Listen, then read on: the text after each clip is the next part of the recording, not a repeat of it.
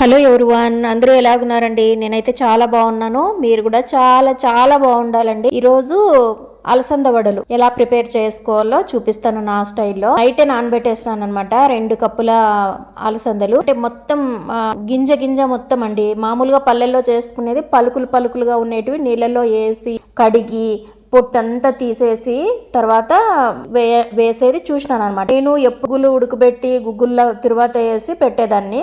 అలా కాకుండా ఈసారి వడలు చేద్దామనేసి చేస్తున్నాను. ఈ అలసందలు నైట్ నానబెట్టుకున్నా పర్వాలేదు, లేకపోతే పొద్దున్నే కానీ ఒక 6 అవర్స్ లేదా 4 అవర్స్ 6 అవర్స్ ఉన్నా మంచిదే. నానితే బాగా వస్తాయి అనమాట.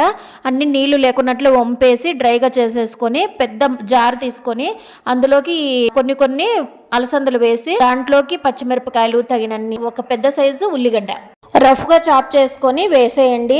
ఉంటే కొత్తిమీర కరివేపాకు కూడా వేస్తే మంచిది. తర్వాత బాగా అంటే కొన్ని కొన్ని నీళ్లు పోస్తూ ఎక్కువ లిక్విడ్ చేయకుండా కొంచెం కొంచెం ఆపి తిప్పి తిప్పి మిక్సీని ఇట్లా స్పూన్ తోటి తిప్పి తిప్పి మిక్సీకి వేయాలి. వేసుకున్న తర్వాత వెంటనే చిన్న ఆనియన్ ని చిన్న చిన్న ముక్కలుగా చేసుకొని రఫ్ గా ఇందులో కలుపుకోండి. పంటికి తగిలితే చాలా బాగుంటది అనమాట.